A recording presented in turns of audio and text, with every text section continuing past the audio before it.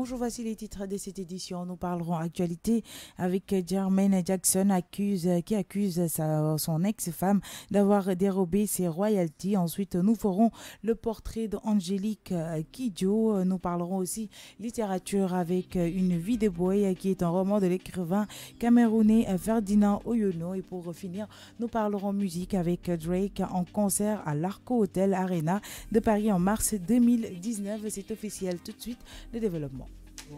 King FM, le journal de la culture. Rebonjour à vous, chers auditeurs internautes de la King FM. Ravi de vous retrouver encore une fois dans votre journal de la culture. À la présentation, Katinia, et de l'autre côté de la baie vitrée, Ahmed ici, côté technique, Ali Matounia, côté digital. Actualité. Les recherches au nord de l'île Guernsey où a été perdue lundi dans la soirée la trace de l'avion transportant le footballeur argentin Emiliano Sala de Nantes à Cardiff, Pays de Galles, ont repris mercredi 23 janvier en tout début de matinée, a annoncé la police de Guernsey. Elle avait été interrompue mardi en fin de journée, l'avion demeurant introuvable. Actualité. Le divorce de Jermaine Jackson promet d'être houleux. L'ancien Jackson 5 accuse son ex Halima Rachid d'avoir détourné près de 95 000 $ de ses royalties. C'est ce qu'on peut lire dans les documents juridiques qu'il a déposés au tribunal et que s'est procuré The Blast. Selon le frère de Michael Jackson, il aurait collecté une partie de ses royalties depuis décembre 2017 sans son consentement et il s'en serait rendu compte seulement récemment. Le portrait du jour. Angélique Hinto Housinou Kanjo Manta Zobebin Kidjo, née le 14 juillet 1960 à Ouida, Bénin. Dite Angélique Kidjo est une chanteuse béninoise, lauréate des Grammy Awards et de l'Académie Charles Cross, connue pour la diversité de ses influences musicales, l'originalité de ses clips et son engagement humanitaire comme ambassadrice internationale de l'UNICEF. Papila Minfal.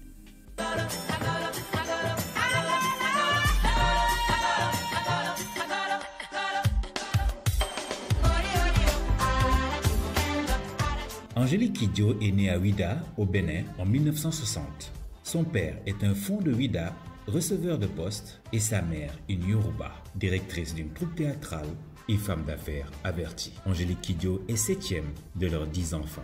Les enfants écoutent des vinyles, notamment ceux de Johnny Hallyday, Claude François et apprenant l'anglais à l'école. Dès l'âge de 6 ans, Angélique Kidjo intègre la troupe de théâtre de sa mère, ce qui fait naître en elle le goût pour la musique et les danses traditionnelles. Elle commence à chanter au sein du groupe Les Finks et adolescente rencontre le succès grâce à son adaptation pour la radio nationale de la chanson de Myriam Makeba, Les 3 Z.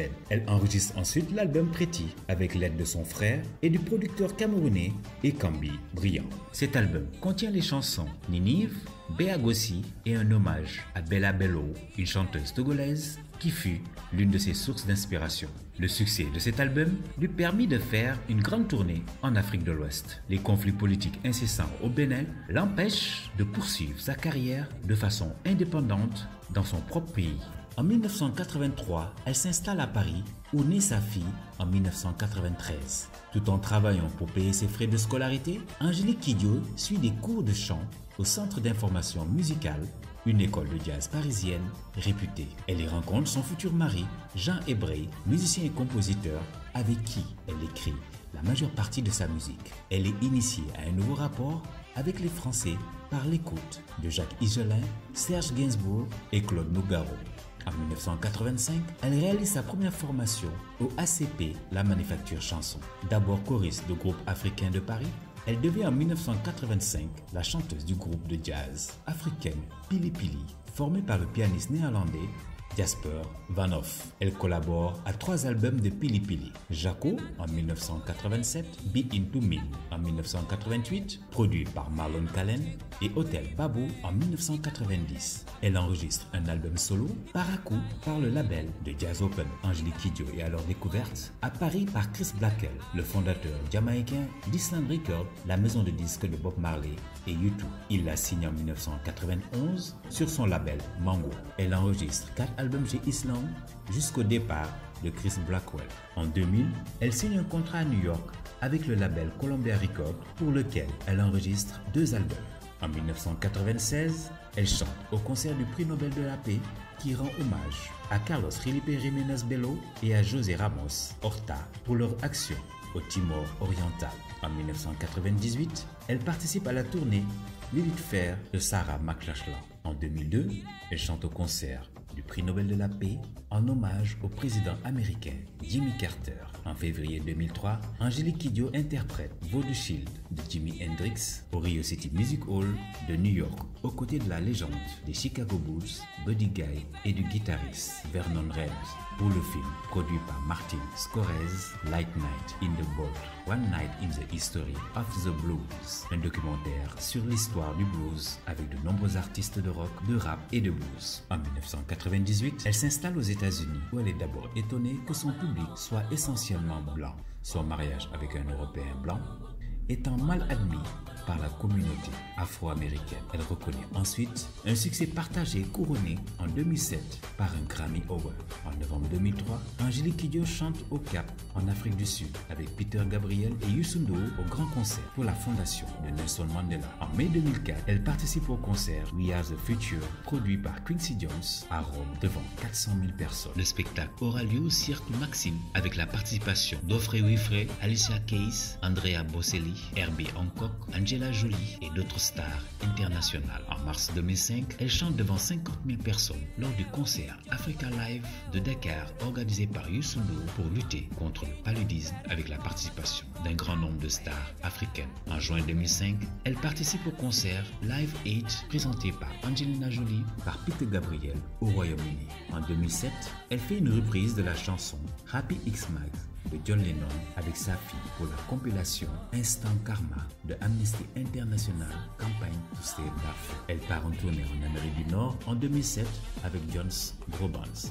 Le 7 juillet 2007, Angélique Kidjo a chanté au South African Led pour Live Earth. Annie Lennox s'est jointe à Angélique Kidjo et à 22 autres chanteuses sur la chanson Sing pour la transmission du VIH de la mère au nouveau-né en Afrique. Angélique Kidjo a chanté au 75e anniversaire de Quincy Jones lors du festival de jazz de Montreuil en juillet 2008. Elle a fait son premier concert au célèbre Carnegie Hall de New York le 1er novembre 2008 et a joué au Royal Albert Hall de Londres pour la première fois le 26 novembre 2008 aux côtés de Hugh Masekela pour les African Stars, concert au profit des VSO.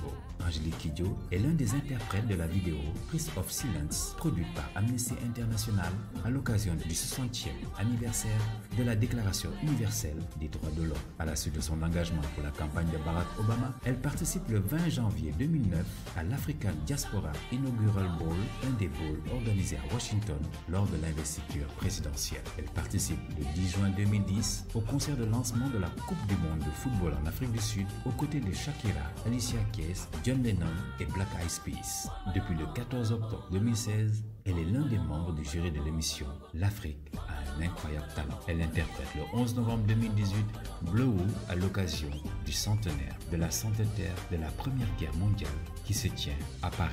Cette chanson de la Togolaise Bella Bello est un hommage aux troupes coloniales et aux tirailleurs sénégalais.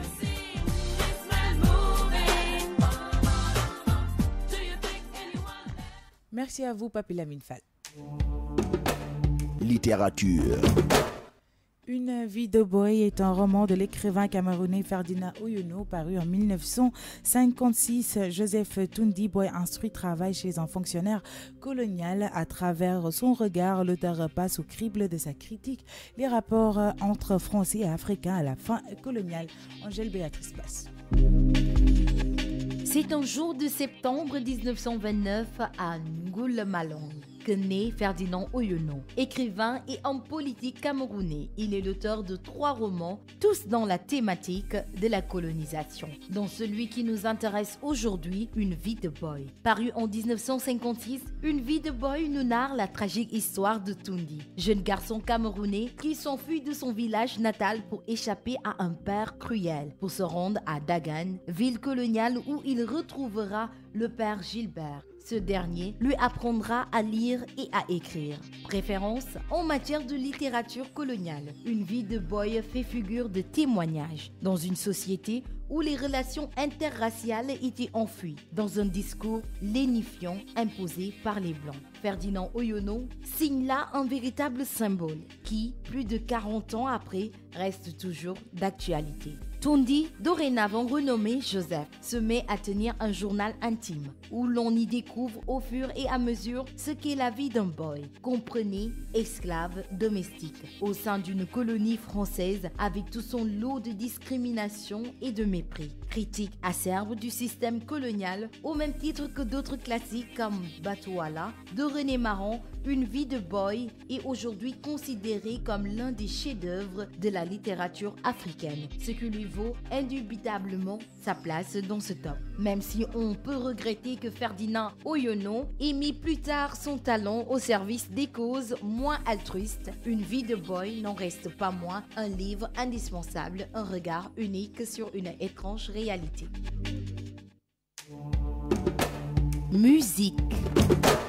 Ce n'est finalement une surprise pour personne. Drake sera bel et bien en concert à Paris au mois de mars. Depuis plusieurs mois, les rumeurs persistaient sur la venue du rappeur dans la capitale. C'est désormais officiel. L'interprète de In My Feelings mettra le feu à l'Arc Hotel Arena les 13, 15 et 16 mars prochains pour 3 concerts qui s'annoncent forcément exceptionnels. Après la tournée nord-américaine Aubrey and the Three Migos Tour, l'artiste proposera sa production stellaire pour son tour de chant européen baptisé The Assassination Vacation Tour, qui passera notamment par le Royaume-Uni, s'y date rien qu'à Londres, la Belgique ou encore les Pays-Bas. Pour l'ensemble de ces 22 concerts programmés sur le vieux continent où résonnent ses anciens tubes comme Started From the Bottom, One Dance ou Hotline Bling et les hits de son dernier album Nice for What ou God's Plan, c'est Orelanaise qui officiera en première partie. Avis aux fans, les préventes des concerts de Drake à Paris aura lieu ce jeudi 24 janvier avant une mise en vente générale le lendemain. Le prix des places pourrait par contre en rebuter plus d'un puisqu'il vous faudra débourser 150,50 € pour un billet en catégorie 1, 122,50 € pour une catégorie 2, tandis qu'une place en catégorie 3 et 4 coûtera 95 € et 67,50 €. En force, préparez-vous à dépenser 100,50 €.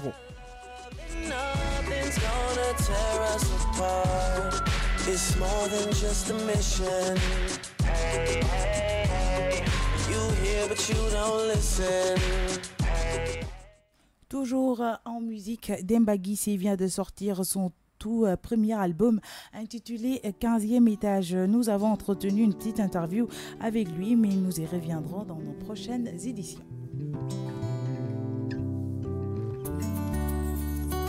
Suma namate sama chéri fu ma koy xoole ci weer wi laa koy xoole moom moo may daane suma namate sama chéri fu ma koy xoole ci weer wi laa koy xoole moom moo may daane mami yo mami yo mami yo mami mami yo.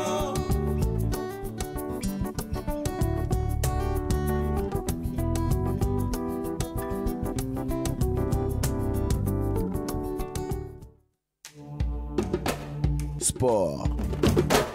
Après la Coupe du monde de football, le groupe Futur Média enchaîne avec la Coupe d'Afrique des Nations CAN. En effet, GFM, sous l'impulsion du président du conseil d'administration Youssou N'Dour, vient de signer une convention avec la Confédération africaine de football CAF. Le groupe leader du paysage médiatique sénégalais vient ainsi d'acquérir les droits de diffusion des compétitions de la CAF telles que la Coupe d'Afrique des Nations U20 prévue au Niger Niger en février et la CAN des seniors qui se jouera en Égypte au mois de juin. IGFM, toujours en sport. Comme attendu, Mario Balotelli a résilié son contrat avec Nice et a signé 6 mois à l'OM. Mario Balotelli est officiellement joueur de l'OM. L'attaquant italien, 28 ans, arrive libre puisqu'il avait résilié le contrat qui le lie à Nice. Il a signé un bail de 6 mois après avoir été satisfait à la visite médicale. Rudy Garcia a déjà expliqué que le joueur ne serait pas disponible vendredi soir contre Lille, 20h45, 19h45, GMT IGFM. Votre agenda culturel. Et ceci mettra un terme à votre journal de la culture. Vous aurez la soirée Rumba, regard féminin sur la rumba congolaise présentée par l'association Lumière des Cultures en collaboration avec SIDO Service et ICA Group du 15 au 16 mars à la place du souvenir africain et complexe de l'intendance des armées.